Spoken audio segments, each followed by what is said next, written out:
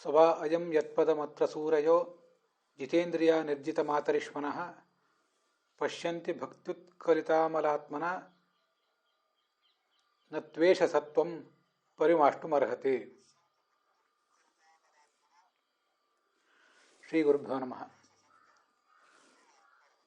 ಅಥಾತಃ ಭಾಗವತಸ್ಯ ಪ್ರಥಮೇ ಸ್ಕಂಧೆ ದಶಮೇ ಅಧ್ಯಾಯೇ ಚತುರ್ವಿಂಶಃ ಶ್ಲೋಕಃ. ಒಂದನೇ ಸ್ಕಂದದ 10ನೇ ಅಧ್ಯಾಯದ 24ನೇ ಶ್ಲೋಕಃ ವ್ಯಾಖ್ಯಾಸ್ಯತೆ. ಭಗವಂತಂ ದ್ವಾರಕಾಂ ಪ್ರತಿಷ್ಠಮಾನಂ ಪರಮಪುರುಷಂ ಶ್ರೀಕೃಷ್ಣಂ ಕುರುಜಾಂಗಲಸ್ತ್ರೀಯಃ ಯಥಾ ಅನೇಕೇಷು ಶ್ಲೋಕೇಷು ವರ್ಣಯಾಂಚಕ್ರುಃ ತಥಾ ವಯಮಪಿ ತಾನ್ ಶ್ಲೋಕಾನ್ ಸಾರ್ಥಾನ್ ಶ್ರೋತಕಾಮಾಃ ಅತ್ರ ಘಟಾಮಹೆ. ಯಥಾ ಅಯಂ ಪರಮಪುರುಷಃ ಪ್ರಳಯಕಾಲೇ ನಿಮೀಲಿತಾತ್ಮ ಶಿಷ್ಯೆ ಯಥಾ ಚ ಅಯಂ ಸೃಷ್ಟಿಕಾಲೇ ಸಿಸೃಕ್ಷತೀಂ ಪ್ರಕೃತಿಂ ಅನುಸಸಾರ ತಥಾ ತಾಸಾಂ ಕುರುಸ್ತ್ರೀಣಾಂ ತಂ ವರ್ಣಯಂತೀನಾಂ ಅಭಿಪ್ರಾಯಾಃ ಅಸ್ಮಾಭಿಃ ಪ್ರಾಶ್ರೂಯಂತ. ಅಥಾತಃ ಅಯಂ ಅಪರಃ ಶ್ಲೋಕಃ ತಸ್ಯೈವ ಪರಮಪುರುಷಸ್ಯ ವರ್ಣನಪರಃ. ಕೃಷ್ಣ ದ್ವಾರಕೆಗೆ ಹೊರಟು ನಿಂತಾಗ ಅವನನ್ನು ಹೇಗೆ ವರ್ಣಿಸಿದರು ಕುರುಸ್ತ್ರೀಯರು ಅಂತನ್ನೋದನ್ನು ನಾವೀಗ ನೋಡ್ತಾ ಇದ್ದೀವಿ. ಅದರಲ್ಲಿ ಒಂದು ಶ್ಲೋಕ ಈಗಾಗಲೇ ಕೆಲವು ಶ್ಲೋಕಗಳನ್ನು ನೋಡಿದ್ದೀವಿ. ಪ್ರಳಯ ಕಾಲದಲ್ಲಿ ಈ ಪರಮಪುರುಷ ಹೇಗಿರ್ತಾನೆ, ಮುಂದೆ ಸೃಷ್ಟಿಕಾಲದಲ್ಲಿ ಈತ ಏನು ಮಾಡ್ತಾನೆ ಅನ್ನುವುದನ್ನೆಲ್ಲ ನಾವು ನೋಡಿದ್ದೀವಿ. ಕಳೆದ ದಿವಸ ನೋಡಿದ ಶ್ಲೋಕ ಅದು. ಸಯೇವ ಭೂಯೋ ನಿಜ ವೀರ್ಯಚೋದಿತಾಂ ಸ್ವಜೀವಮಾಯಾಂ ಪ್ರಕೃತಿಂ ಸಿಸೃಕ್ಷತೀಂ ಅನಾಮರೂಪಾತ್ಮನಿ ರೂಪನಾಮನಿ ವಿಧಿತ್ ಸಮಾನಃ ಅನುಸಸಾರ ಶಾಸ್ತಿಕೃತ ಅಂತ. ಅನುಸಸಾರ ಅಂತ ಅಲ್ಲಿ ಶಬ್ದ ಇತ್ತು. ಅದರ ಬಗ್ಗೆ ಮತ್ತಷ್ಟು ಹೇಳಬೇಕು ಅಂತ ಕಾಣಿಸಿತು ನನಗೆ. ಪ್ರಕೃತಿ ಅಂದರೆ ಜಡ ಪ್ರಕೃತಿಯನ್ನು ಇಟ್ಕೊಂಡಾಗ ನಾವು ಈ ಜಡ ಪ್ರಕೃತಿಯನ್ನು ಭಗವಂತ ಪ್ರೇರಿಸಿದ ಅಂತ ಅರ್ಥ ಮಾಡಬೇಕು. ಪ್ರಕೃತಿ ಅಂದರೆ ಚೇತನ ಪ್ರಕೃತಿ ಅಂತ ಅರ್ಥ ಮಾಡಿದರೆ ಅವಳಲ್ಲಿ ತನ್ನ ಗರ್ಭಾಧಾನವನ್ನು ಮಾಡಿದ, ತನ್ನ ವೀರ್ಯವನ್ನು ಅವಳಲ್ಲಿ ಇಟ್ಟ ಅಂತ ವ್ಯಾಖ್ಯಾನಕಾರರೆಲ್ಲ ಅರ್ಥ ಮಾಡಿದ್ದು ನಾವು ನೋಡಿದ್ದೇವೆ. ಅನುಸಸಾರ ಅನ್ನುವ ಕ್ರಿಯಾಪದ ಇದೆಯಲ್ಲ, ಅದನ್ನು ಇವತ್ತಿನ ಕಥೆಯ ಪ್ರಾರಂಭಕ್ಕಿಂತ ಮುಂಚೆ ಈ ಹಿಂದಿನ ಕಥೆಯನ್ನು ನಾವು ಅನುವಾದ ರೂಪದಲ್ಲಿ ಸ್ವಲ್ಪ ಕೇಳಿ ಮುಂದೆ ಹೋಗುವವರಿದ್ದಾಗ ಇದನ್ನು ಇನ್ನೊಂದ್ಸರಿ ನೋಡೋಣ. ಸಂಸ್ಕೃತದಲ್ಲಿ ಈ ಸಸಾರ ಅಂತೇನು ಕ್ರಿಯಾಪದ ಇದೆ, ಅದು ಸಮೀಪಕ್ಕೆ ಹೋಗೋದು, ಸೃಗತವು. ಕನ್ನಡದಲ್ಲಿ ಸಾರು ಅಂತ ಹೇಳ್ತೀವಲ್ಲ, ಬಳಿ ಸಾರು, ಆ ಕಡೆ ಸಾರಿದನು ಅಂತ. ಸಾಮಾನ್ಯವಾಗಿ ಸಮೀಪ ಹೋದನು, ಪರಮಾತ್ಮ ಪ್ರಕೃತಿಯ ಬಳಿ ಸಾರಿದನು. ಸಾರಿದನು ಅಂತೇನಿದೆ ಅದೇ ಈ ಸೃಗತವು ಅನ್ನುವ ಧಾತು. ಕನ್ನಡದಲ್ಲಿ ಅದನ್ನು ಸಾರಿದನು ಅಂತ ಹೇಳ್ತೀವಿ, ಸಂಸ್ಕೃತದಲ್ಲಿ ನಾವು ಸೃಗತವು ಅನ್ನೋ ಧಾತು ಅಂತ ಪ್ರಯೋಗ ಮಾಡ್ತೀವಿ. ಕನ್ನಡದಲ್ಲಿ ಕೇವಲ ಸಾರಿದನು, ಬಾಲಕನು ತಾಯಿಯ ಬಳಿ ಸಾರಿದನು ಅಂತಂತಾರೆ ಹೊರತು ಬರೇ ಸಾರಿದನು ಅಂತ ಎಲ್ಲೂ ಪ್ರಯೋಗ ಮಾಡೋದು ಸ್ವಲ್ಪ ಕಡಿಮೆ. ಹಾಗೆಲ್ಲೂ ಕಂಡು ಬಂದಿಲ್ಲ ಅಂತ ಹೇಳಿದರೂ ತಪ್ಪಿಲ್ಲ. ಅಂತೂ ಸೃಗತವು ಧಾತುವೇ ಆ ಬಳಿ ಸಾರಿದನು, ಪರಮಪುರುಷ ಪ್ರಕೃತಿಯ ಬಳಿ ಸಾರಿದನು ಅಂತ ಅರ್ಥ. ಅದಕ್ಕೆ ಪುರುಷ, ಒಂದು ಗಂಡು ಹೆಣ್ಣಿನ ಬಳಿ ಸಾರುವುದು ಅಂದರೆ ಶೃಂಗಾರದ ಪ್ರಣಯದ ಕಾಮನೆಯಿಂದ ಬಳಿ ಸಾರುವುದು ಅನ್ನೋ ಅರ್ಥವೂ ಕೂಡ ಬರ್ತದೆ. ನಮಗೆ ಗೊತ್ತಿರುವಂತೆ ಸಂಸ್ಕೃತದಲ್ಲಿ ಅಭಿಸರಣ ಅಂತ ಒಂದು ಕ್ರಿಯಾಪದ ಇದೆ. ಇದೇ ಸೃಗತ ಧಾತುವಿಗೆ ಅಭಿ ಅಂತ ಉಪಸರ್ಗ. ಅದರ ಉಪಸರ್ಗದ ಜೊತೆಗೆ ಇದನ್ನು ಪ್ರಯೋಗ ಮಾಡ್ತಾರೆ. ಹಾಗೆ ಪ್ರಯೋಗ ಮಾಡಿದಾಗ ಅಭಿಸರಣ ಅಂದರೆ ಗಂಡಾಗಲಿ ಹೆಣ್ಣಾಗಲಿ ತನ್ನ ಪ್ರಿಯಕರ ಅಥವಾ ಪ್ರೇಯಸಿಯ ಸಮೀಪಕ್ಕೆ ಹೋಗುವುದು, ಅವಳನ್ನು ಭೇಟಿ ಮಾಡಲಿಕ್ಕೆ ಹೋಗುವುದು ಅನ್ನೋ ಅರ್ಥ ಬರ್ತದೆ. ಇಲ್ಲಿ ಅಭಿ ಅಂತ ಉಪಸರ್ಗ ಇಲ್ಲ, ಆದರೆ ಅನು ಅಂತ ಉಪಸರ್ಗ ಇದೆ. ಅದೇನಿದ್ರೂ ಕೂಡ ಅವಳ ಬಳಿ ಸಾರಿದ ಅಂತಲೇ ಅದರ ಅರ್ಥ. ಹೇಳಬೇಕಾದಂಥ ಶೃಂಗಾರವನ್ನು ತುಂಬ ಸೂಚ್ಯವಾಗಿ ಹೇಳಿದಂಥ ಒಂದು ಶಬ್ದ ಅದು. ಗಂಡು ಹೆಣ್ಣಿನ ಬಳಿ ಸಾರಿ ಮುಂದೇನು ಮಾಡ್ತಾನೆ? ಗಂಡ ಹೆಂಡತಿಯ ಬಳಿ ಸಾರಿ ಅವರು ತಮ್ಮ ದಾಂಪತ್ಯವನ್ನು ನಡೆಸ್ತಾರೆ, ಏಕಾಂತದಲ್ಲಿ ಇಬ್ಬರು ತೊಡಗ್ತಾರೆ ಅಂತಲೇ ಅದರ ಅರ್ಥ. ಹಾಗೆ ಭಗವಂತನು ಕೂಡ ಲಕ್ಷ್ಮೀದೇವಿಯ ಬಳಿ ಸಾರಿ ಅವಳಲ್ಲಿ ತನ್ನ ಗರ್ಭವನ್ನು ಇಟ್ಟ, ಗರ್ಭಾಧಾನ ಮಾಡಿದ ಅಂತಲೇ ಅದಕ್ಕೊಂದು ಅರ್ಥ. ಹೀಗೆ ಶೃಂಗಾರ ಒಂದು ಅಲ್ಲಿದೆ. ಹಿಂದಿನ ದಿವಸ ನಾನು ಆ ಶ್ಲೋಕವನ್ನು ಹೇಳಿದರೂ ಕೂಡ ಮತ್ತಿವತ್ತು ಅದನ್ನು ಮನನ ಮಾಡಲಿಕ್ಕೆ ಅಂತ ಕೂತಾಗ ಆ ಪ್ರಕೃತಿ ಮತ್ತು ಪುರುಷರ ಒಂದು ಶೃಂಗಾರವನ್ನು ಅಲ್ಲಿ ವರ್ಣನೆ ಮಾಡಿದ್ದಾರೆ ಅಂತ ಕಂಡು ಬಂತು. ಅದನ್ನು ತಮ್ಮೆದುರಿಗೆ ಹೇಳಿಕೊಂಡಿದ್ದೇನೆ. ಈಗ ಇವತ್ತಿನ ಶ್ಲೋಕ ನೋಡೋಣ. ಸವಾ ಅಯಂ ಯತ್ಪದಮತ್ರ ಸೂರಯ ಅಂತ. ಅತ್ರ ಅಂತಿದೆ. ಅತ್ರ ಅನ್ನೋ ಶಬ್ದಕ್ಕೆ ಏನು ಅರ್ಥ ಮಾಡಿದ್ದಾರೆ ಅದನ್ನು ನಾವು ಒಂದು ಸ್ವಲ್ಪ ಈಗ ನೋಡಬೇಕು. ವಿಜಯಧ್ವಜರು ಹೀಗೆ ಹೇಳ್ತಾರೆ, ಅತ್ರ ಅಂದರೆ ಈ ಕರ್ಮಭೂಮಿಯಲ್ಲಿ, ನಾವು ವಾಸ ಮಾಡುವಂತಹ ಈ ಕರ್ಮಭೂಮಿಯಲ್ಲಿ, ಅಥವಾ ನಮಗೆ ಈಗೇನು ಸಾಧನ ಜನ್ಮ ಸಿಕ್ಕಿದೆ, ಸಾಧನ ಮಾಡಬೇಕಾದಂಥ ಒಂದು ಜನ್ಮ, ಈ ಜನ್ಮದಲ್ಲಿ ಅಂತ ಅರ್ಥ.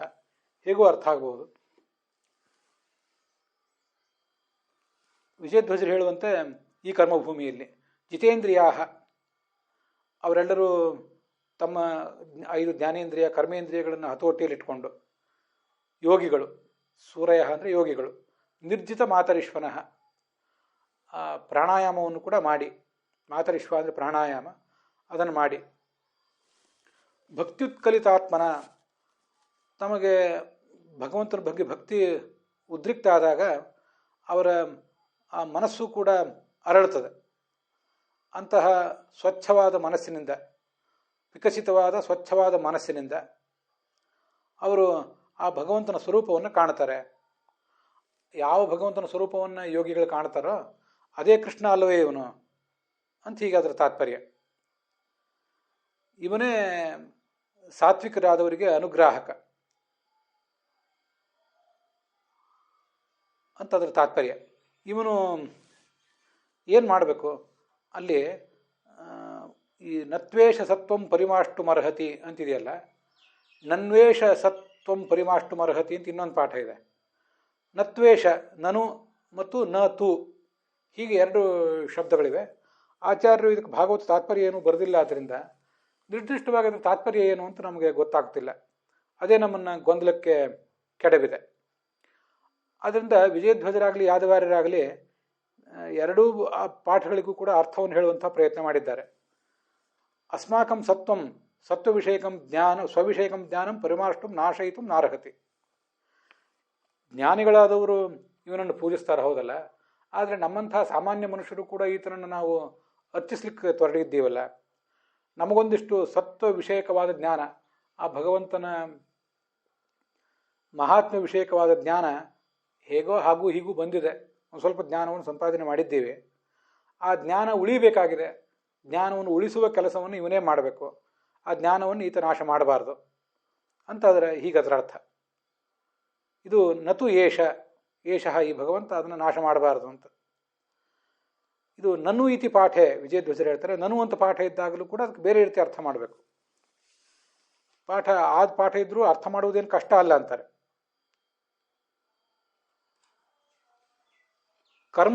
ಕರ್ಮಾಚರಣೆಯಿಂದ ಅಂತಃಕರಣ ಶುದ್ಧಿ ಅಂತ ಅನ್ನೋದು ಆಗೋದಿಲ್ಲ. ಅದೇನಿದ್ರೂ ಜ್ಞಾನದಿಂದಲೇ ಆಗಬೇಕು. ಏಷಃ, ಈ ಭಗವಂತ ಕರ್ಮದ ಮೂಲಕವಾಗಿ ಅದನ್ನು ಅಧ್ಯಾಹಾರ ಮಾಡ್ಕೊಳ್ಬೇಕಷ್ಟೆ. ಅಧ್ಯಾಹಾರ ಮಾಡ್ಕೊಂಡಿದ್ದಾರೆ ವಿಜಯಧ್ವಜ ತೀರ್ಥರು. ನಾವೆಲ್ಲರೂ ಸಾಮಾನ್ಯರಾದಂತಹ ಕರ್ಮಯೋಗಿಗಳೇನಿದ್ದೇವೆ, ನಾವು ಮಾಡುವ ಕರ್ಮಯೋಗದಿಂದ ಅವನ ಪ್ರಸಾದ ಆಗಿ ಅಂತಃಕರಣ ಶುದ್ಧಿ ಆಗಬೇಕು ಅಂತ ನಾವು ನಿರೀಕ್ಷಿಸುವುದು ಕಷ್ಟ. ನಮ್ಮ ಕೈಯಿಂದ ಕರ್ಮ ಮಾಡಿಸಿ ನಮ್ಮ ಅಂತಃಕರಣವನ್ನು ಅವನು ಶುದ್ಧ ಮಾಡುವುದಿಲ್ಲ. ಮಾರ್ಷ್ಟುಂ ಶೋಧಯಿತು ನಾರ್ಹತಿ. ಹಾಗಾದರೆ ಹೇಗೆ ಮಾಡ್ತಾನೆ ಅಂದರೆ, ಭಕ್ತ್ಯ ಉಪಸಂಸ್ಕೃತೆಯ ಯಾವದಂತಃಕರಣಂ ಶುದ್ಧತಿ ತಾವನ್ನ ಕರ್ಮಣ ಇತಿ ಭಾವ. ಭಕ್ತಿಯಿಂದಲೇ, ಕರ್ಮದಿಂದ ಆಗೋದಿಲ್ಲ, ಹೊರತು ಭಕ್ತಿಯಿಂದಲೇ ಆಗಬೇಕು. ಕರ್ಮದಿಂದ ಆಗುವುದಿಲ್ಲ ಅನ್ನೋದನ್ನು ಭಕ್ತಿಯಿಂದ ಆಗ್ತದೆ ಅನ್ನೋದನ್ನು ಅಧ್ಯಾಹಾರ ಮಾಡ್ಕೊಂಡಿದ್ದಾರೆ. ಅರ್ಥಾತ್ ಸಿದ್ಧ ಅದು ಅಂತ ವಿಜಯಧ್ವಜ ತೀರ್ಥರ ಅಭಿಪ್ರಾಯ. ಇಲ್ಲಿ ಈ ಭಕ್ತ್ಯ ಶ್ರವಣಾದ್ಯುಪ ಸಂಸ್ಕೃತೆಯ ಶ್ರವಣ ಮನನ ಧ್ಯಾನ ಇತ್ಯಾದಿಗಳನ್ನು ಮಾಡಿ ನಮ್ಮ ಭಕ್ತಿ ಅಂತನ್ನುವುದು ಸ್ವಲ್ಪ ಪುಟಕ್ಕೆ ಇಟ್ಟಂತಾಗಿದೆ, ಸ್ವಲ್ಪ ಅದು ಚೊಕ್ಕದಾಗಿದೆ. ಅಂಥ ಶುದ್ಧವಾದ ಭಕ್ತಿ, ಆ ಭಕ್ತಿಯ ಮೂಲಕ ನಮಗೆ ಅಂತಃಕರಣವನ್ನು ಅವನು ಶುದ್ಧ ಮಾಡ್ಯಾನೇ ಹೊರತು ನಮ್ಮ ಕರ್ಮದ ಮೂಲಕ ಆತ ನಮ್ಮನ್ನು ಶುದ್ಧ ಮಾಡೋದಿಲ್ಲ ಅಂತ ಅವರ ತಾತ್ಪರ್ಯ.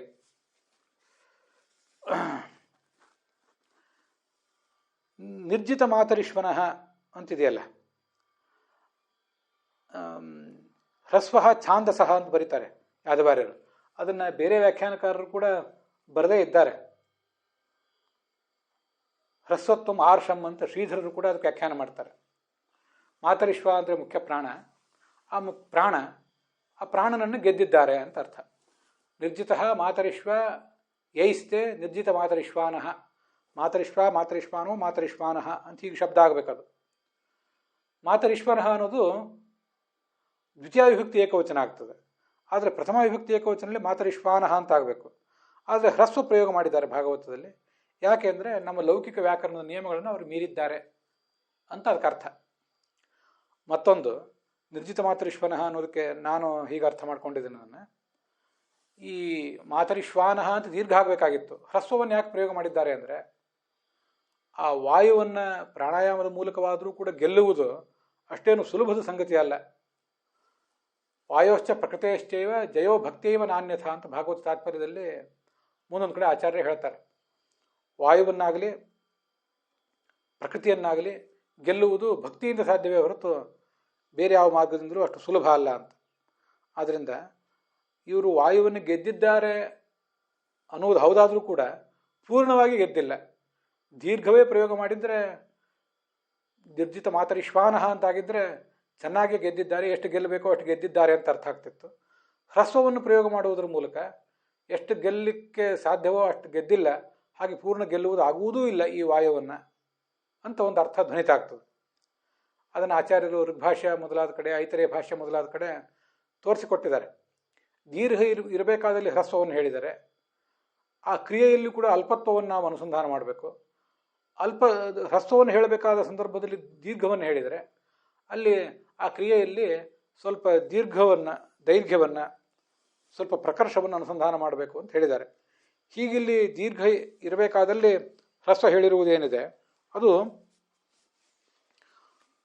ಪೂರ್ಣವಾಗಿ ಆ ವಾಯುವನ್ನು ಗೆಲ್ಲುವುದಾಗುವುದಿಲ್ಲ, ವಾಯುವನ್ನು ಗೆಲ್ಲುವುದು ಎಷ್ಟು ಕಷ್ಟ ಅಂತನ್ನೋದನ್ನು ತೋರಿಸಿದಂಗೆ ಆಗ್ತದೆ.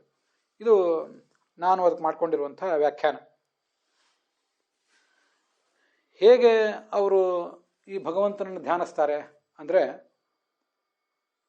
ಭಕ್ತ್ಯ ಉತ್ಕಲಿತ ವಿಕಸಿತ, ನಮ್ಮ ಈ ಮನಸ್ಸು ಭಕ್ತಿಯಿಂದ ವಿಕಸಿತ ಆಗಿದೆ.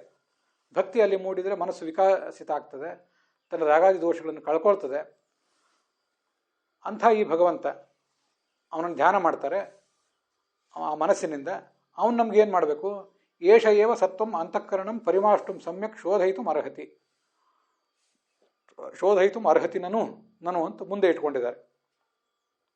ಯಾದವಾರ್ಯರಿಗೆ ಮೊದಲು ಸಿಕ್ಕ ಪಾಠ ನನು ಅಂತನೇ, ವಿಜಯಧ್ವಜರಿಗೆ ಮೊದಲು ಸಿಕ್ಕ ಪಾಠ ನತು ಅಂತ.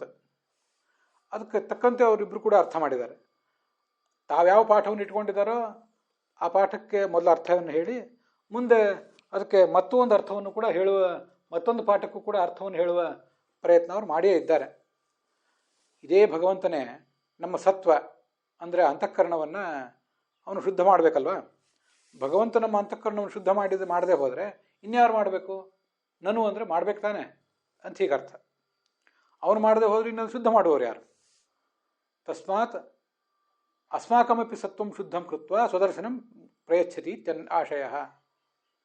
ಎಲ್ಲರಿಗೂ ಕೂಡ ದೊಡ್ಡ ದೊಡ್ಡ ಸಾಧಕರಿಗೂ ಮನಸ್ಸನ್ನು ಶುದ್ಧ ಮಾಡುವವನು ಅವನೇ. ನಮ್ಮಂಥ ಸಾಮಾನ್ಯರಿಗೂ ಕೂಡ ಅಂತಃಕರಣವನ್ನು ಶುದ್ಧ ಮಾಡುವ ಶಕ್ತಿ ಉಳ್ಳವನು ಅವನೇ ಆಗಿದ್ದಾನೆ. ತನ್ನ ದರ್ಶನವನ್ನು ಕೂಡ ಅವನೇ ಕೊಡಬೇಕಷ್ಟೆ ಅಂತ ಹೀಗರ್ಥ. ಇನ್ನು ನತು ಇತಿ ಪಾಠೆ ಯಾದವಾರ್ಯರು ಹೇಳ್ತಾರೆ. ನತು ಅಂತ ಒಂದು ವೇಳೆ ಪಾಠ ಇದ್ದಿದ್ರೆ, ನನು ಅಂತ ನಾನು ಯಾದವಾರ್ಯರು ಇಟ್ಕೊಂಡಿರೋ ಪಾಠ ಒಂದು ವೇಳೆ ನತು ಅಂತ ಇದ್ದಿದ್ರೆ ಅಲ್ಲಿ ಸತ್ವ ಅಂದರೆ ಮನಸ್ಸು ಅಂತ ಅರ್ಥ ಅಲ್ಲ, ಸತ್ವ ಅಂದರೆ ಸತ್ವ ವಿಷಯಕವಾದ ಜ್ಞಾನ ಅಂತ ಅರ್ಥ. ಅದನ್ನು ವಿಜಯಧ್ವಜರು ಈ ಹಿಂದೆ ಅರ್ಥ ಹೇಳಿದಾರಲ್ಲ, ಆ ಅರ್ಥವನ್ನು ಇಟ್ಕೊಳ್ಬೇಕು ಅಂತ ಅದರ ತಾತ್ಪರ್ಯ. ಸಮ್ಯಕ್ ಜ್ಞಾನ, ಯಥಾರ್ಥ ಜ್ಞಾನ ಅಂತ ಅರ್ಥ. ನಮಗೆ ಹುಟ್ಟಿರುವ ಒಂದು ಯಥಾರ್ಥ ಜ್ಞಾನ ಇದೆಯಲ್ಲ, ಬಹಳ ಕಷ್ಟಪಟ್ಟು ಶ್ರವಣ ಮನನ ಇತ್ಯಾದಿಗಳನ್ನು ಮಾಡಿ ಒಂದು ಯಥಾರ್ಥ ಜ್ಞಾನವನ್ನು ನಾವು ಸಂಪಾದನೆ ಮಾಡಿದ್ದೀವಲ್ಲ, ಈ ಜ್ಞಾನವನ್ನು ಮಾತ್ರ ಅವನು ನಾಶ ಮಾಡಬಾರ್ದು. ನಾಶ ಮಾಡಬಾರ್ದು ಅಂತ ನಮ್ಮದೊಂದು ಬೇಡಿಕೆ ಅವನ ಸನ್ನಿಧಾನದಲ್ಲಿ. ಅದು ಹೇಗೆ ಅಂದರೆ, ಪರಿಮಾಷ್ಟುಂ ದೂರಗಮನೇನ ನಾಶಯಿತು ನಾರ್ಹತೆ. ದೂರಗಮನೇನ ಅಂತ ಅಧ್ಯಾಹಾರ ಮಾಡಿಕೊಂಡಂತೆ ಕಾಣಿಸ್ತದೆ ಯಾದವಾರ್ಯರು. ಭಗವಂತ ನಮ್ಮ ಬಳಿ ಇದ್ದರೆ ಆ ಜ್ಞಾನ ಉಳಿತದೆ. ಅವನೇ ನಮ್ಮ ಹೃದಯವನ್ನು ಬಿಟ್ಟು ದೂರ ಹೊರಟೋದ್ರೆ ಆ ಜ್ಞಾನವೂ ನಷ್ಟ ಆಗಿ ಹೋಗ್ತದೆ. ಅವನಿದ್ದರೆ ಎಲ್ಲವೂ. ನಿತ್ಯೋತ್ಸವೋ ನಿತ್ಯಶ್ರೀಹಿ ನಿತ್ಯ ಮಂಗಲಂ ಯೇಷಾಂ ಹೃದಯಸ್ಥೋ ಭಗವಾನ್ ಮಂಗಲಾಯತನೋ ಹರಿಹಿ ಅಂತ ಒಂದು ಶ್ಲೋಕ ಕೇಳಿ ಬರ್ತದೆ. ಯೇಷಾಂ ಹೃದಯಸ್ಥೋ ಭಗವಾನ್, ಯಾರ ಹೃದಯದಲ್ಲಿ ಮಂಗಲಾಯತನಾದ ಭಗವಂತ ಇದ್ದಾನೋ ಅವರಿಗೆ ನಿತ್ಯೋತ್ಸವ, ನಿತ್ಯಶೋ ಯಶಃ, ಅವರ ಮನೆಯಲ್ಲಿ ನಿತ್ಯ ಹಬ್ಬ, ನಿತ್ಯ ಅವರ ಕೀರ್ತಿ ಎಲ್ಲ ಕಡೆ ಹರಡ್ತದೆ. ಹೀಗೆ ಭಗವಂತ ಒಬ್ಬ ನಮ್ಮ ಬಳಿ ಇದ್ದರೆ ಎಲ್ಲವೂ ಆಗ್ತದೆ. ಅವನೇ ದೂರ ಹೋಗಿಬಿಟ್ರೆ ಜ್ಞಾನ ಭಕ್ತಿ ಎಲ್ಲವೂ ಹೊರಟೋಗ್ತದೆ. ಏತಾದೃಶಮೇವ ಜ್ಞಾನಂ ಅಸ್ಮಾಕಂ ನಿರಂತರಂ ಭವತು ಇತ್ಯಾಶಯ. ಇಂಥ ಶುದ್ಧವಾದ ಜ್ಞಾನ ಯಾವತ್ತೂ ನಮಗಿರಲಿ ಅಂತ ಹೀಗೆ ಅದಕ್ಕೆ ವಿಜಯಧ್ವಜ ಯಾದವಾರ್ಯರು ಎರಡನೇ ಪಾಠಕ್ಕೆ ವ್ಯಾಖ್ಯಾನ ಮಾಡಿದ್ದಾರೆ. ಯದ್ವಾ ಅಂತ ಇನ್ನೊಂದು ವ್ಯಾಖ್ಯಾನನೂ ಮಾಡ್ತಾರೆ. ಸತ್ವಂ ಅಂದರೆ ಸ್ವದರ್ಶನಂ, ಆ ಭಗವಂತನ ಸಾಕ್ಷಾತ್ಕಾರ ನಮಗೆ ಈಗ ತಾನೇ ಆಗಿದೆ. ಅದನ್ನು ಪರಿಮಾಷ್ಟುಂ ದೂರಗಮನೇನ ನಾಶಯಿತು ನತು ನೈವ ಅರ್ಹತೆ. ಅಲ್ಲಿ ಮೊದಲು ಸತ್ವ ಅಂದರೆ ಸಮ್ಯಕ್ ಜ್ಞಾನ, ಯಥಾರ್ಥ ಜ್ಞಾನ ಅಂತ ಇಷ್ಟೇ ಅರ್ಥ ಮಾಡಿದ್ದಾರೆ, ಶಾಸ್ತ್ರ ಶ್ರವಣದಿಂದ ಬಂದ ಜ್ಞಾನ. ಈಗಿಲ್ಲಿ ಸತ್ವ ಅಂದರೆ ಅವನ ದರ್ಶನ, ಅವನ ಸಾಕ್ಷಾತ್ಕಾರ ನಮಗೀಗ ಆಗಿದೆ. ಯಾರೋ ಜ್ಞಾನಿಗಳು ಹೇಳ್ತಿರೋದು, ನಾವಲ್ಲ, ನಮಗಾಗಿದೆ. ಭಗವಂತ ಅಲ್ಲೇ ಇದ್ದರೆ ಆ ಜ್ಞಾನ ಉಳಿತದೆ. ಭಗವಂತನೇ ದೂರ ಹೊರಟೋದ್ರೆ ಆದ ಸಾಕ್ಷಾತ್ಕಾರವೂ ಹೊರಟೋಗ್ತದೆ. ನಿರಂತರಂ ಏತದ್ ದರ್ಶನಾರ್ಥಂ ಅಸ್ಮಾಭಿರಪಿ ಅನೇನ ಸಹೈವ ಗಂತವ್ಯಂ ಇತ್ಯಾಶಯ ಇತ್ಯಪ್ಯಾಹು. ಹೀಗೂ ಕೂಡ ಕೆಲವರು ವ್ಯಾಖ್ಯಾನ ಮಾಡ್ತಾರೆ ಅಂತಾರೆ ಯಾದವಾರ್ಯರು. ಭಗವಂತ ಎಲ್ಲಿರ್ತಾನೋ, ಎಲ್ಲಿ ಹೋಗ್ತಾನೋ, ನಾವು ಆತನ ಜೊತೆಗೇ ಇರಬೇಕು, ಜೊತೆಗೆ ಹೋಗಬೇಕು. ಅಸ್ಮಾಭಿರಪಿ ಅನೇನ ಸಹೈವ ಗಂತವ್ಯಂ, ಹೀಗೆ ಅವ್ರ ತಾತ್ಪರ್ಯ. ನಿರಂತರಂ, ಯಾವತ್ತೂ ಕೂಡ ಈ ಒಂದು ಜ್ಞಾನ ನಮ್ಮಲ್ಲಿ ಇರಬೇಕಾದ್ರೆ ಆ ಜ್ಞಾನದ ಹರಿವು ತಪ್ಪಬಾರದು. ಹಂಗಾಗಬೇಕು ಅಂತಿದ್ರೆ ಯಾವತ್ತೂ ಕೂಡ ಅವನಿದ್ದಲ್ಲಿ ನಾವಿರಬೇಕು, ನಾವಿದ್ದಲ್ಲಿ ಅವನಿರಬೇಕು ಅಂತ ಅವರ ತಾತ್ಪರ್ಯ. ಇದಿಷ್ಟು ಯಾದವಾರ್ಯರು ಮತ್ತು ವಿಜಯಧ್ವಜರು ಹೇಳಿದಂಥ ಅರ್ಥಗಳನ್ನು ನಾವು ನೋಡಿದ್ದಾಯಿತು. ಶ್ರೀಧರರು ಮೊದಲಾದವರು ಇದಕ್ಕೆ ಏನು ಅರ್ಥ ಹೇಳ್ತಾರೆ, ಅವ್ರು ಯಾವ ಪಾಠ ಇಟ್ಕೊಂಡಿದ್ದಾರೆ ಅನ್ನೋದನ್ನು ನೋಡೋಣ. ಉತ್ಕಲಿತ ಅಂದರೆ ಉತ್ಕಂಠಿತವಾದ ಮನಸ್ಸು. ಉತ್ಕಲಿತ ಅಂದರೆ ವಿಕಸಿತ ಅಂತ ಕೆಲವರು ಅರ್ಥ ಬರೆದ್ರು, ಉತ್ಕಂಠಿತ ಅಂತ ಶ್ರೀಧರರ ಅರ್ಥ ಬರೀತಾರೆ.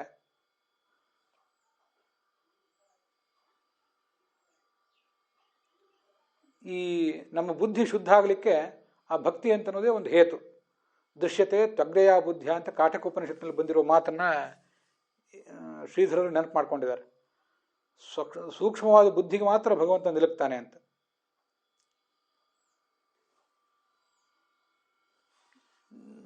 ನಾನು ಏಷ ಏವ ನಹ ಸತ್ವಂ ಬುದ್ಧಿಂ ಪರಿಮಾಷ್ಟುಂ ಸಮ್ಯಕ್ ಶೋಧಯಿತು ಅರ್ಹತೆ ನತು ಯೋಗಾದಯ.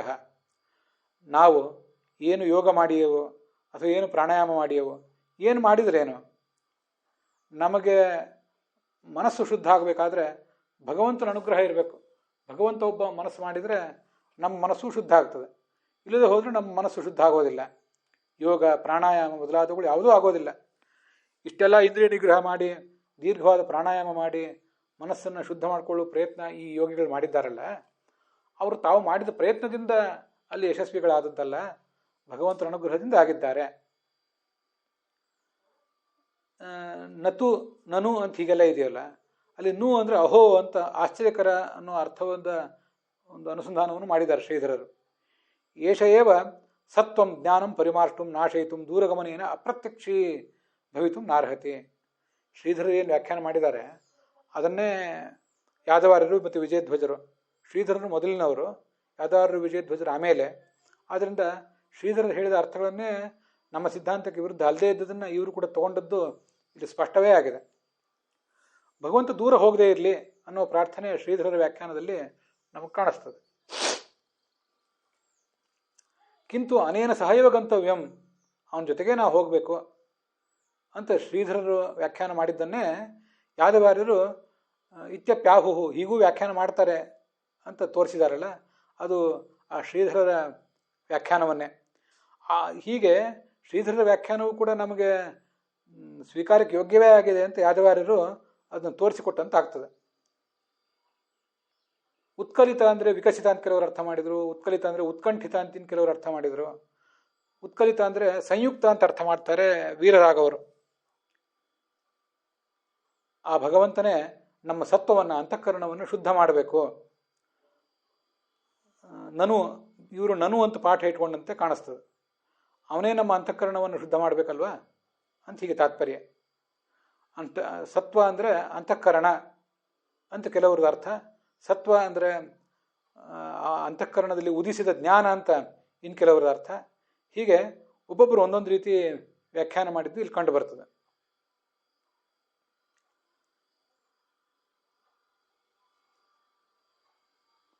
ನಾನು ಹೇ ಸಖಿ ಏಷ ಭಗವಾನ್ ಸತ್ವಂ ನಹ ಅಂತಃಕರಣಂ ಪರಿಮಾಷ್ಟುಂ ಶೋಧಯಿತು ಅರ್ಹತಿ.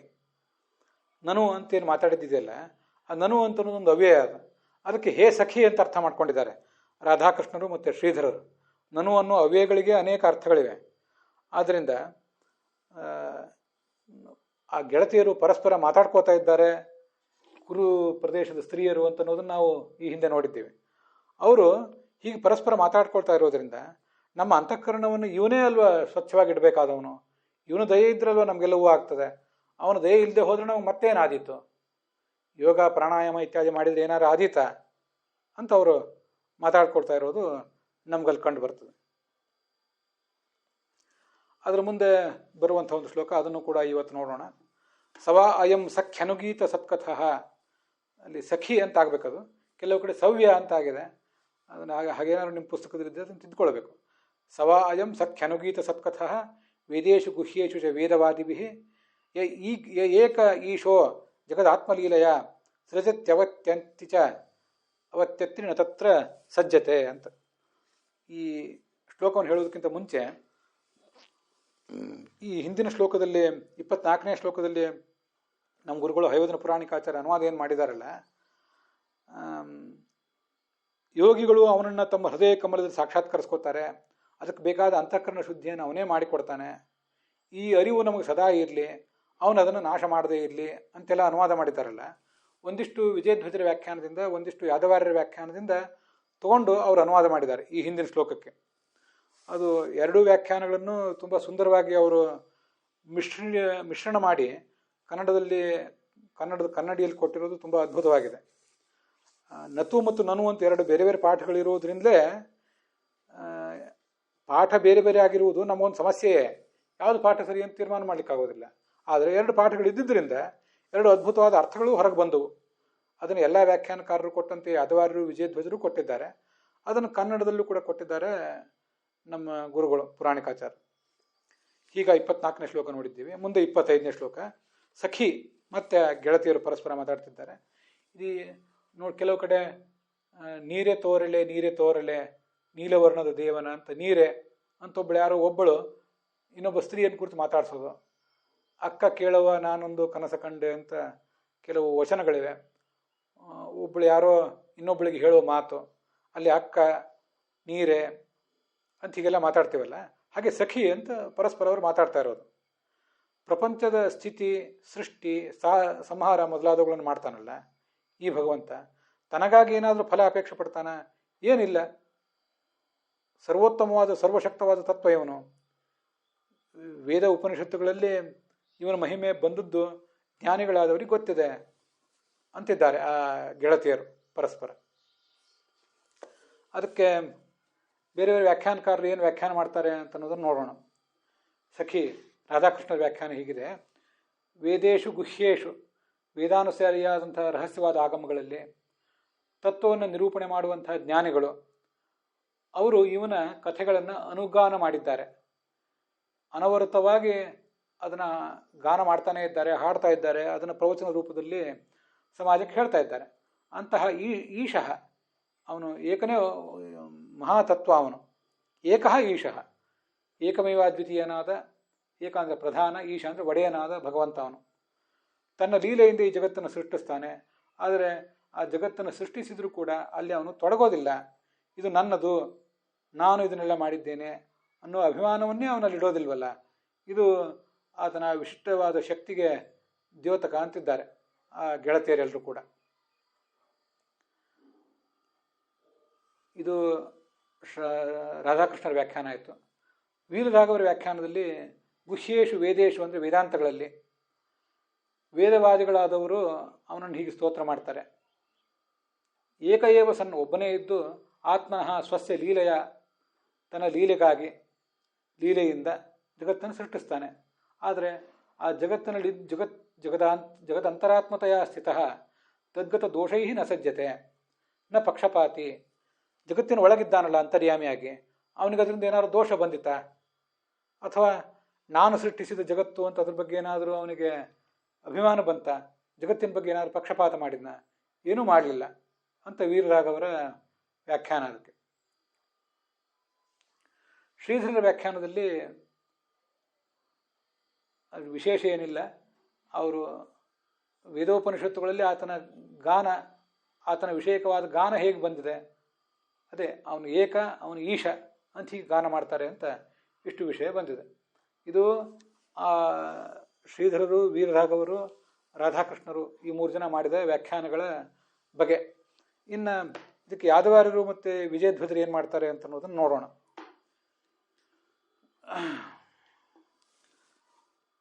ವೇದವಾದಿಭಿ ಅನಂತ ವೇದೇಶು ಗುಹ್ಯೇಶು ಉಪನಿಷತ್ಸು ಚ, ಅನಂತ ವೇದಗಳಲ್ಲಿ ಗುಹ್ಯವಾದ ಉಪನಿಷತ್ತುಗಳಲ್ಲಿ ಅನುಗೀತ ಸತ್ಕಥಃ, ಅನುಗೀತ ಅಂದರೆ ಅನುಗಾಲವೂ ಈತನ ವರ್ಣನ ಇದ್ದೇ ಇದೆ. ಅದನ್ನು ಜ್ಞಾನಿಗಳಾದವರು ಮಾಡ್ತಾನೇ ಇದ್ದಾರೆ. ತದ್ಯೋಗ್ಯ ಫಲಭುಕ್ತಯೇ ಅತ್ತಿ ಸಂಹರತಿ ಯಶ್ಚ ಜಗತಿ ನ ಸಜ್ಜತೆ. ಇಷ್ಟಾದರೂ ಕೂಡ ಅವನು ಆಪ್ತ ಕಾಮ, ಎಲ್ಲವನ್ನೂ ಪಡೆದದ್ದು ಆಗಿದೆ ಅವನು. ಆದ್ದರಿಂದ ಫಲಂ ನಾದಿತ್ಸತಿ, ಅದು ತನಗೆ ಫಲ ಸಿಗಬೇಕು ಅಂತ ಅವನು ಬಯಕೆ ಮಾಡೋದಿಲ್ಲ. ಹೇ ಸಖಿ, ಅಂಥ ನಿಸ್ಪೃಹನಾದ, ಅಷ್ಟು ನಿರ್ಲಿಪ್ತವಾಗಿ ಈ ಜಗತ್ತನ್ನು ಸೃಷ್ಟಿಸ್ತಿರುವ ಆ ಭಗವಂತನೇ ಈ ಕೃಷ್ಣ ಅಲ್ವಾ ಅಂತ ಹೀಗೆ ಅದರ ಅರ್ಥ. ವೇದೇಶು ಗುಹ್ಯೇಶು ಚ ವೇದವಾದಿಭಿ ಅಂತಿದೆ, ಕೆಲವು ಕಡೆ ಗುಹ್ಯವಾದಿಭಿ ಅಂತಿದೆ. ಗುಹ್ಯವಾದಿಗಳು ಅಂದರೆ ಗುಹ್ಯವಾದ ತತ್ವವನ್ನು ಅನುಸಂಧಾನ ಮಾಡುವವರು, ಅದನ್ನು ಜನರಿಗೆ ಪಾಠ ರೂಪದಲ್ಲಿ ಹೇಳುವವರು ಅಂತ ಹೀಗೆಲ್ಲ ಅರ್ಥ ಆಗ್ತದೆ. ಮುಂದೆ ಪ್ರಕಾಶಿಕ ವ್ಯಾಖ್ಯಾನದಲ್ಲಿ, ಯಾದವಾರ್ಯರ ವ್ಯಾಖ್ಯಾನದಲ್ಲಿ ಹೇ ಸಖಿ, ಗುಹ್ಯ ಅಂದರೆ ವೇದ ಅಂದರೆ ಋಗಾದಿ ವೇದಗಳು, ಗುಹ್ಯ ಅಂದರೆ ಉಪನಿಷತ್ತು ಅಂತ ಹೀಗೆ ಅರ್ಥ ಮಾಡಿದ್ದಾರೆ ಎಲ್ಲರೂ ಕೂಡ. ಕಥೆಗಳು ಅಂದರೆ ಅವನ ಚರಿತ್ರೆ, ಅವನ ಲೀಲೆ. ಗುಹ್ಯವಾದಿಭಿ ಅಂತ ಪಾಠ ಇದ್ದರೆ ರಹಸ್ಯ ತತ್ವವನ್ನು ನಿರೂಪಿಸುವವರು ಅಂತ ಅರ್ಥ. ಈಗ ಅವರೇನು ವಿಶೇಷ ಅರ್ಥಗಳನ್ನು ಹೇಳಿಲ್ಲ ಅಲ್ಲಿ. ಹೀಗೆ 24 ಮತ್ತು 25ನೇ ಶ್ಲೋಕಗಳನ್ನು ಇವತ್ತು ನಾವು ನೋಡಿದ್ದೀವಿ. ಆ ಜಗತ್ತನ್ನು ಸೃಷ್ಟಿಸಿದರೂ ಕೂಡ ಅವನಿಗೆ ಆ ಜಗತ್ತಿನ ಬಗ್ಗೆ ಯಾವುದೇ ಮಮಕಾರ ಇಲ್ಲ. ನಾನು ಈ ಜಗತ್ತನ್ನು ಸೃಷ್ಟಿಸಿದೆ ಅಂತ ಅದ್ರ ಬಗ್ಗೆ ಮಮಕಾರವೂ ಇಲ್ಲ. ಅದನ್ನು ನಾಶ ಮಾಡುವುದರಲ್ಲಿ ಆತನಿಗೆ ಯಾವುದೇ ರೀತಿಯಾದ ಖೇದವೂ ಇಲ್ಲ. ಕುರುತೆ ಕೇವಲ ಆನಂದಾತ್, ಕೇವಲ ಭಗವಂತ ಆನಂದ ಸ್ವರೂಪ, ಆನಂದ ಸ್ವರೂಪನಾದ್ದರಿಂದ ಅವನು ಇದನ್ನು ಮಾಡ್ತಾ ಇದ್ದಾನಷ್ಟೆ. ಇದನ್ನೆಲ್ಲ ಬ್ರಹ್ಮಸೂತ್ರ ಭಾಷ್ಯ ಮೊದಲಾದ ಕಡೆ ನಾವು ನೋಡೇ ಇದ್ದೀವಿ. ಕೋಹ್ಯೇವಾನ್ಯಾತ್ ಕಃ ಪ್ರಾಣ್ಯಾತ್ ಯದೇಶ ಆಕಾಶ ಆನಂದೋ ನ ಸ್ಯಾತ್. ಈ ಆನಂದ ಸ್ವರೂಪನಾದ ಭಗವಂತ ತನ್ನ ಆನಂದದ ಅಭಿವ್ಯಕ್ತಿಗಾಗಿಯೇ ಈ ಜಗತ್ತನ್ನು ಸೃಷ್ಟಿಸ್ತಾ ಇದ್ದಾನಲ್ಲ, ಪಾಲಿಸ್ತಾ ಇದ್ದಾನೆ, ನಾಶ ಮಾಡ್ತಿದ್ದಾನಲ್ಲ. ಒಂದು ವೇಳೆ ಅವನು ಆನಂದ ಸ್ವರೂಪನಾಗಿಲ್ಲದೆ ಹೋದರೆ ಈ ಜಗತ್ತನ್ನು ಅವನ್ಯಾಕೆ ಸೃಷ್ಟಿಸ್ತಾ ಇದ್ದ, ಯಾಕೆ ಪಾಲಿಸ್ತಾ ಇದ್ದ, ಯಾಕೆ ನಾಶ ಮಾಡ್ತಿದ್ದ? ಮತ್ತು ಅವನು ಮಾಡದೆ ಹೋದರೆ ಇದನ್ನು ಬೇರೆ ಯಾರು ಈ ಜಗತ್ತನ್ನು ಸೃಷ್ಟಿಸ್ತಾ ಇದ್ರು, ಯಾರು ಪಾಲಿಸ್ತಾ ಇದ್ರು, ಯಾರು ನಾಶ ಮಾಡ್ತಿದ್ರು? ಮತ್ತು ಈ ಜಗತ್ತಿಗೆ ಯಾರೂ ಸೃಷ್ಟಿಕರ್ತರು ಇಲ್ಲದೆ ಹೋಗಿದ್ದರೆ ಈ ಜಗತ್ತು ಯಾವುದಾದ್ರು ಕೆಲಸವನ್ನು ಹೇಗೆ ಮಾಡ್ತಿತ್ತು? ಅನ್ಯಾತ್ ಕಃ ಪ್ರಾಣ್ಯಾತ್. ಒಂದು ಅನ್ಯಾತ್ ಅಂದರೆ ಸಾಮಾನ್ಯವಾದ ಬೇಸಿಕ್ ಚಟುವಟಿಕೆಗಳು, ಅನ್ನ, ಆಹಾರ, ನಿದ್ರೆ, ಮೈಥುನ ಮೊದಲಾದ ಬೇಸಿಕ್ ಚಟುವಟಿಕೆಗಳು, ಇವುಗಳನ್ನು ಅನ ಅಂತ ಕರೀತಾರೆ. ಆ ಚಟುವಟಿಕೆಗಳಾದ್ರೂ ನಾವು ಹೇಗೆ ಮಾಡ್ತಿದ್ವಿ? ಕಃ ಪ್ರಾಣ್ಯಾತ್, ವಿಶೇಷ ಚಟುವಟಿಕೆಗಳು, ಶ್ರವಣ, ಮನನ, ಧ್ಯಾನ ಮೊದಲಾದ ನಮ್ಮ ವ್ಯಕ್ತಿತ್ವದ ವಿಕಸನಕ್ಕೆ ಪೂರಕವಾದ ಚಟುವಟಿಕೆಗಳನ್ನಾದರೂ ನಾವು ಹೇಗೆ ಮಾಡ್ಲಿಕ್ಕೆ ಸಾಧ್ಯ ಆಗ್ತಿತ್ತು? ಆನಂದಮಯನಾದ ಆನಂದ ಸ್ವರೂಪ ಅನಿಸ್ಕೊಂಡಿರುವ ಭಗವಂತ ಒಬ್ಬ ಇದ್ದಾನೆ. ಅವನು ನಮ್ಮಿಂದ ಈ ಸಾಮಾನ್ಯ ಚಟುವಟಿಕೆಗಳನ್ನು ವಿಶೇಷ ಚಟುವಟಿಕೆಗಳನ್ನು ಮಾಡಿಸ್ತಿದ್ದಾನೆ. ಅವನು ಮಾಡಿಸ್ತಾ ಇದ್ದಿದ್ದರಿಂದ ನಮ್ಮದೆಲ್ಲ ಈ ಆಟ ನಡೆದಿದೆ. ಅವನಲ್ಲದೆ ಹೋಗಿದ್ರೆ ಇದನ್ನೆಲ್ಲ ಬೇರೆ ಯಾರು ಮಾಡೋರಿದ್ರು, ಬೇರೆ ಯಾರು ಮಾಡಿಸುವವರಿದ್ರು ನಮ್ಮ ಕೈಯಿಂದ. ಯಾರೂ ಮಾಡಿಸಿದವ್ರು ಇಲ್ಲದೆ ಹೋಗಿದ್ರೆ ನಾವಾದ್ರೂ ಇದನ್ನು ಏನು ಮಾಡ್ತಿದ್ದೆವು ಅಂತ ಅಲ್ಲಿ ತೈತ್ತಿರೀಯ ಉಪನಿಷತ್ನಲ್ಲಿ ಆತನ ಬಗ್ಗೆ ವರ್ಣನೆ ಇದೆ. ಹೀಗೆ ಈ 2 ಶ್ಲೋಕಗಳನ್ನು ಇವತ್ತು ನಾವು ನೋಡಿ ಮುಗಿಸಿದ್ದೀವಿ. ಅಲ್ಲಿಗೆ ಇವತ್ತಿನ ಈ ಭಾಗ ಸಮಾಪ್ತವಾಗಿದೆ. ಹುಸಿಯ ನಾಡಿ ಹೊಟ್ಟೆ ಹೊರೆವ ವಿಷಯದಲ್ಲಿ ರಸಿಕನೆಂದು ಹುಸಿಗೆ ಹಾಕಿದಿರೋ ಇನ್ನು ಹೃಷಿಕೇಶನೇ, ಈಶನಿನ್ನ ಚರಣ ಭಜನೆ ಆಸೆಯಿಂದ ಮಾಡುವೆ, ದೋಷ ರಾಶಿ ನಾಶ ಮಾಡು ಶ್ರೀಶಕೇಶವ. ಶ್ರೀಕೃಷ್ಣಾರ್ಪಣ ವಸ್ತು.